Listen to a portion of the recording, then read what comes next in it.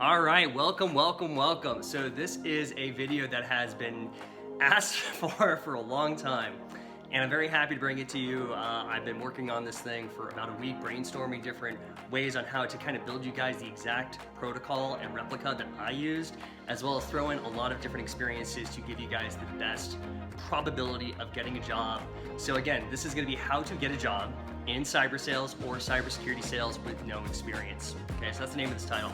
Also, side note, it is my wedding week, so getting married this weekend. All right, I'm excited. I got my coffee. It's a great week. We got family coming tomorrow, so it's gonna be pretty amazing. Anyway, if you don't know, if this is your first time to these videos or my channel or anything like that, kind of a crazy story. Short end of it is, I got started in sales, funny enough, in Tokyo, Japan. I got started in the recruiting area. I've worked in cybersecurity as a hiring manager. I've hired hundreds of people in that sector, in the tech sector, in sales and cybersecurity, done 10,000 interviews. I've seen 100,000 resumes. And I've also been a salesperson. So right now I currently lead a sales team. I also lead a recruiting team. And I've led recruiting teams in the past, you know, between 1 to 8 people at a time. So it's been an amazing journey. So I decided to start this whole YouTube channel actually during COVID. I thought it would be giving some good value out there. And funny enough, people started requesting more information. People started finding me on LinkedIn and asking for some career coaching. And that's kind of how it all started. I can break it down further maybe in a different video, but well, that's kind of the thumbnail version. So let's talk about cybersecurity sales. So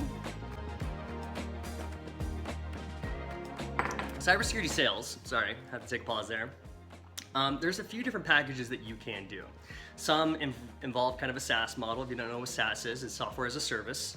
The other ones are kind of packages from the services perspective. And what you have to do is actually, you're selling the service, not just the software, but an audit program. So that means like your software, the cybersecurity company comes in, they look at your hardware, they look at your software, they look at your security protocols, and they make sure it's up to par to make sure it protects the entire IP of the company. So that's one example. One other method of package I've sold in the past was actually called Cybersecurity Maturity Model Certification. It's called CMMC for short. This was a government model where we were selling to other subcontractors and small businesses. It was a B2B business. And we would sell, basically, we were one of the only 20 companies that had this certification. So that means you had this level of cybersecurity proficiency that you can give other companies. And that's how we sold that. So there's different levels of packages you can do. I'm not saying that that's the only ones. There probably are more out there, including SaaS, as well as ransomware packages, like making sure to protect a certain company from, you know, it's basically cybersecurity with digital defense or the infrastructure itself. So be aware of those things, some terminology and different packages that people have. Usually a cybersecurity company is going to have between, they should have more than one package. So they should have 2 to 3. Ideally they have around 5. That would be really, really good, and it's kind of a sweet spot. It's like having a menu for different companies to have.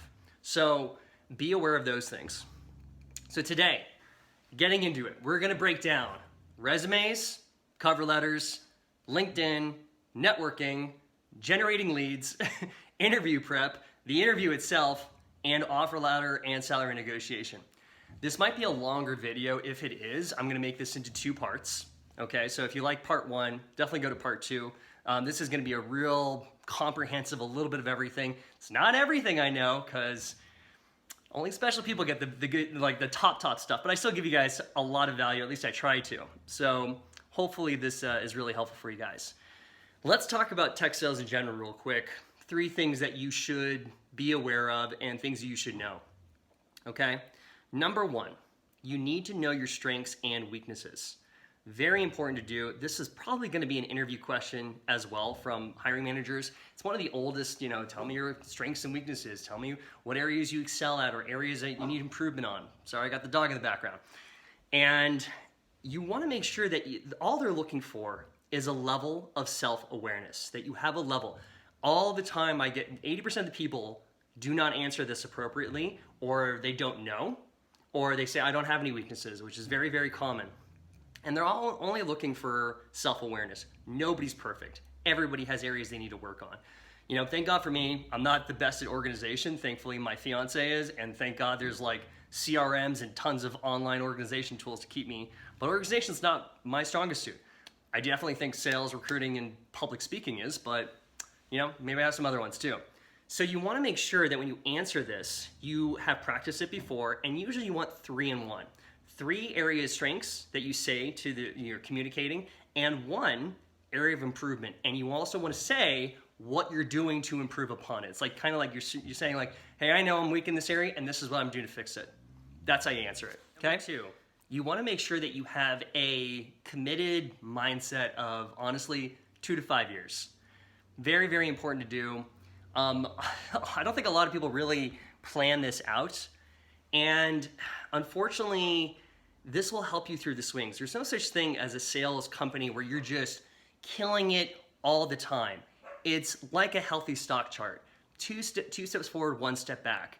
And there, just to go on a little bit of rant, I hate when I keep seeing YouTube and TikTok videos of people saying you can make $500,000 in 90 days. That's bullshit. It's bullshit. And you want to at least commit to 1 year of learning the skills necessary. Learn the skills necessary. That 2nd year, I think you can crush it. And can you get there? Absolutely. Do I know people that have done that? Yes, absolutely. But that 1st year, minimum 6 months, minimum 6 years to learn the industry, to learn your product, and to learn the basic skill sets necessary to do sales. So just be aware of that. You want to make sure that you're committing, going down this track at least 2 to 5 years. And I recommend everybody learn sales at one point in life because it will help you in all other endeavors, how to communicate. Even if you do engineering down the road, like how to communicate to your team, it's very good to know. So be aware of that. Number 3, little tip, mindset. You need to treat this like you're already in tech sales. You need to act as if you're already in tech sales, okay? Your offer letter is the sale. If you get the offer letter, you've sold one. You are also selling yourself. Remember Sales 101, sell yourself first. Every company is a lead. So you want to start building that habit that job hunting is like tech sales. You're demonstrating your abilities during your interview. The offer letter is you closed a sale, okay? And then the real journey begins. But those are some 3 tips. So again, strengths and weaknesses, use the 3 in 1 rule, commit to 2 to 5 years, okay? That 1st year, definitely work on your skill sets. Number 3 is mindset, okay? Treat this like you're already in tech sales. All right, so let's go on to resume tips. Sorry, getting notifications on the phone. Let's get into resume tips. Let's go over ground rules first, okay? No more Indeed resumes. Now, what do I mean? There is a template format on Indeed that makes it already. Now, if you're on Indeed, I don't mind this if you're an entry-level person, and I get that. A lot of people don't think about this. 80% of you, though, use the Indeed resume format. Guys, it looks very beginner. It is the same thing. And the big key point in your resumes is you're trying to stand out. So don't use the Indeed resume template, okay? Be careful of ChatGPT as well. So I know there's a lot of videos of like, write your resume with ChatGPT and all that jazz. But to be honest, I use ChatGPT too in certain things, but there are certain patterns it uses, and this might scale up down the road, but when you start using it enough, you see the patterns of ChatGPT, and I can easily tell who on their resume was using this, who was using ChatGPT. A junior recruiter might not notice it. The next level up, especially in your interview, they're gonna notice because they've seen it in so many resumes now, okay? There's a very simple language pattern that ChatGPT does, and it's very obvious. I don't mind using it on certain things like your summary, for example, but when it comes to responsibilities, I would really advise not to use it, okay? Be very aware. You also wanna have a blend of quality and quantity, okay? Quantify your gains, quantify the value you brought, whatever your role was in the past. If you were a customer service, how many calls were you making? How many people, I gave you 5-star reviews. You wanna quantify at least 3 attributes that gave them value or gains or costs or something like that. But you want to have some kind of metrics measuring success in your resume, okay? You want to make sure also to highlight your accomplishments. And the easiest way I can sum this up is if you have if there's one sentence out of your whole resume that you would want a recruiter to see, okay, that separates you from everybody else, put it like hyphenate it. Put it in what's the right word? Italicized, whatever the thing with the slants, or bolden it. That something where the eye is going to go directly there, like, ooh, that's interesting. Okay, so something to consider. Obviously, guys, I've seen 100,000 plus resumes, and I've collected some of the best of them in my Google Drive. I give it to you for free resources. If you look at the description, you can also get on my website. Strongly recommend you get them. I actually recently just took a poll for fun over the weekend. I was messaging people who have accessed it, and I want to hear like people's feedback. And I haven't gotten, actually, the polls are still coming in. So I did this Friday, it's Monday now, and I'm still getting a bunch of messages of people like, oh my God, I have an interview today. Oh my God, it's pretty interesting. The first 10 emails I got, 2 people got jobs in tech sales from those resumes. The other one was that one person got a jail already in cybersecurity and cyber sales from those resumes. And another one, I think they just started it last week, and they have 4 new interviews. So that's free to you guys to use. If you don't use it, I don't know what you're doing, but you should always measure your success. If you want my personal resume, which is the one I keep pretty tight to the chest, I only give that in my one-on-ones. So if you're looking for it, because a few of you have asked for it, I only give that in my one-on-ones. I give you free access, and also I give you some tips during our consultation, both in mock interview to get kind of assess where you're at, but also how to create an optimized ATS resume so that it stands out in HR software, and as well as some other tips to kind of double the amount of interviews you're getting. So consider that also as a potential resource. Let's talk about the cover letter. Let me just check on time. Okay, we're good. Cool. Yep, we're good. Cover letter tips, okay? Keep it brief. Keep it simple. Okay, does not need to be 3 letters. It should not be 3, it's not a novel, okay? A recruiter is on average going through 100 to 200 resumes a day. They do not have time to read your entire cover letter. Cover letter should be very, very, very specific if you're going through executive level positions, okay? If you're going through kind of sales, I don't think you need it as much, but you want to make sure that you're very aware of it. You want your first part, your first paragraph, to basically have your introduction, very similar to the summary that should be on your resume. The second thing is really a body of experience and all the accomplishments and basically your story from your start of your career up to this point. And then the third paragraph is the closing. The closing should be the thing where you're excited, you can't wait to join. It should have a level of the attitude and the openness to hit the ground running, and an air of teachability, that you are excited to learn the industry, you're excited to learn about sales, you're excited to learn about cybersecurity specifically. A pro tip, okay, free pro tip. You want to make sure you kind of name drop a book title, okay? This actually really, really helps. There's an old saying that readers are always leaders. I love to read. I didn't always used to. And I've gotten really into sales, marketing, business books, self-improvement books. I could, if you guys want, also on the Google Drive, I give you a recommended book list of things that I think can help. But leaders are always readers. Yeah, you bet you your executives are reading, okay, depending on the size of the company, but your executives are usually readers themselves. And you want to drop a hint at some of the books you're reading, some of the resources. An easy one that I would recommend, maybe, 7 Habits of Highly Effective People by Stephen Covey. This was the first book, or one of the first books, that was a big pivotal point in my life, where I was back in college and I read this. I'll save the whole story for another time, but I read the book and it changed my entire way of getting into business, on self-improvement, self-development, professional coaching. So I would recommend that. And you put that at the bottom in your kind of like, this is how you sharpen your skills. If you say that, trust me, it's going to look a little bit more professional on your cover letter, okay? Let's go to LinkedIn. Hope this is helpful. Sorry, I'm getting a lot of notifications. It's Monday morning, obviously. Yep, and got another demo and stuff like that I got to do. Okay. Let's see. LinkedIn. All right. the LinkedIn. The number one thing that I see that people have problems with on LinkedIn is your photo. Guys, come on. You want to treat LinkedIn as like a visual portfolio. It's a visual portfolio. Your resume is like, it's the paper. It's the way to get your foot in the door. But they do look at your LinkedIn, guys. Okay, and you should have a link on your resume to your LinkedIn, by the way. Now, you want to make sure that you have an appropriate photo. If you want inspiration, you can add me on LinkedIn, okay? Use that type of photo. You definitely want to be in best dressed gear, okay? I would recommend a suit and tie.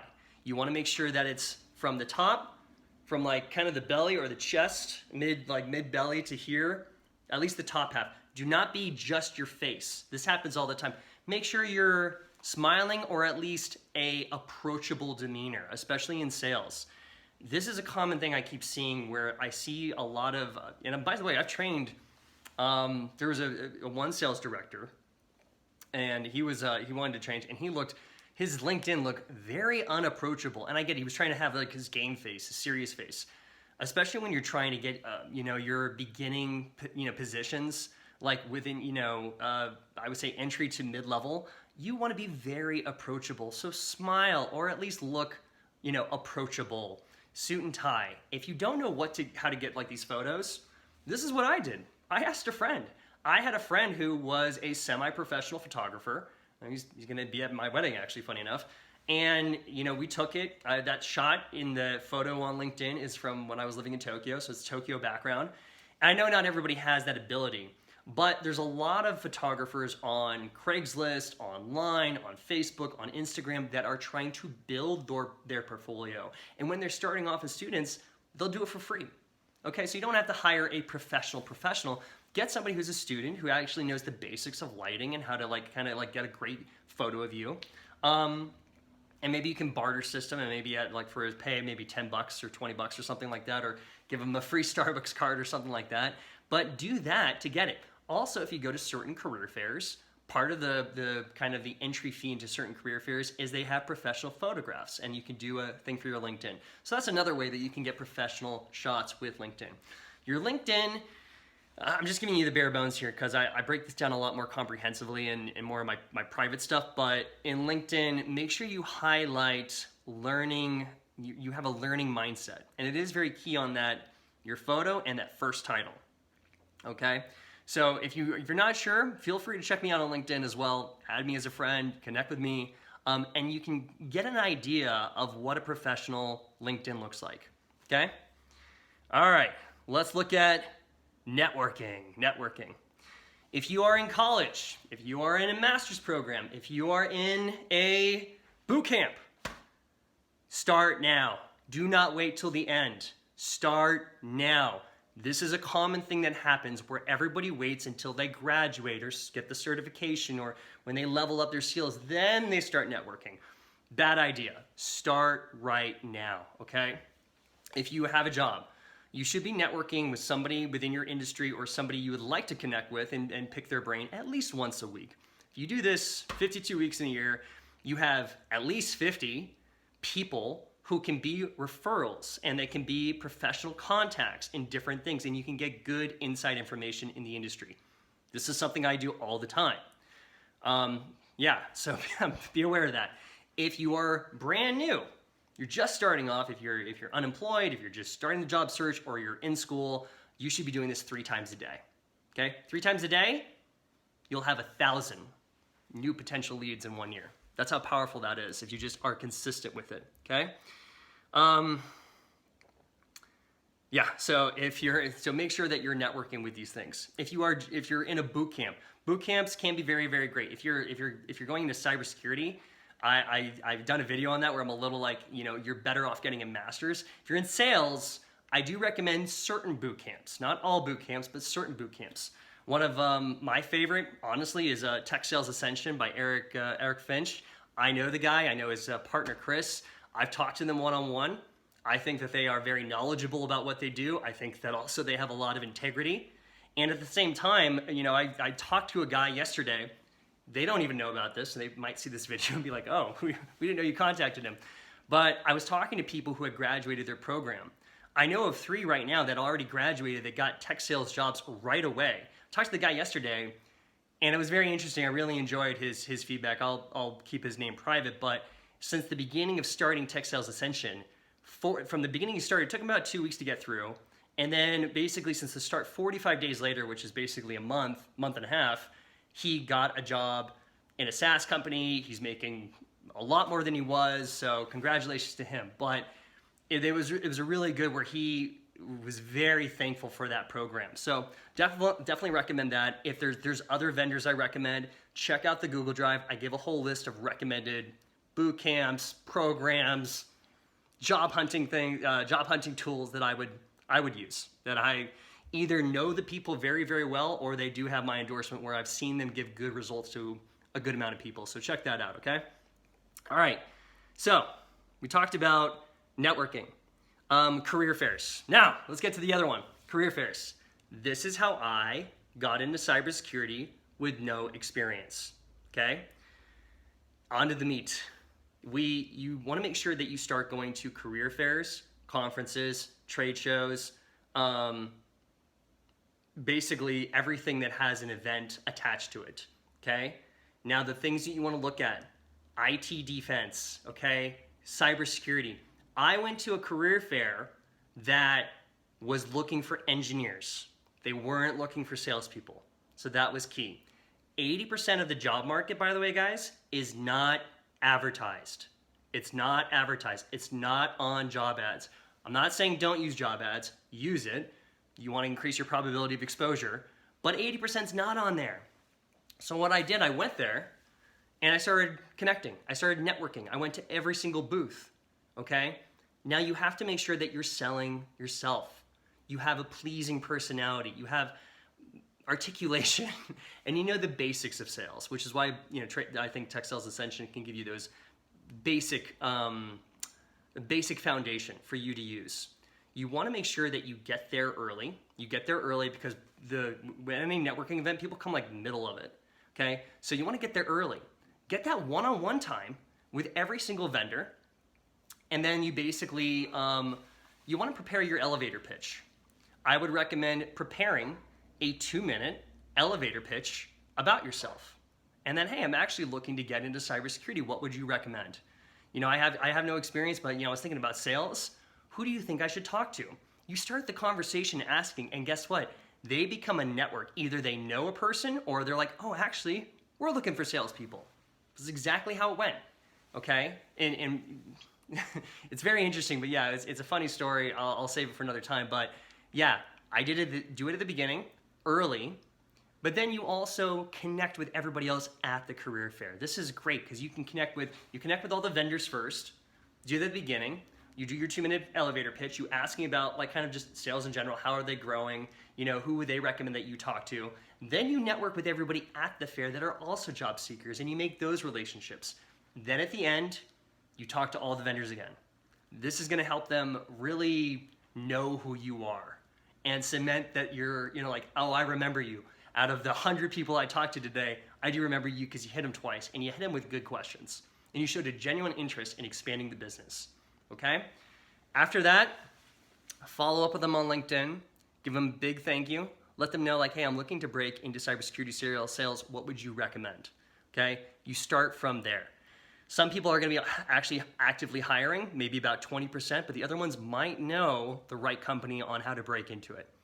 That's where you start, okay? That's one of the best examples. It's a lot better than, frankly, I'm not saying don't use job ads, but this is one method that can really, really help you. So I hope this helps. I'm gonna pause the video there, and I'm gonna start, this is part 1.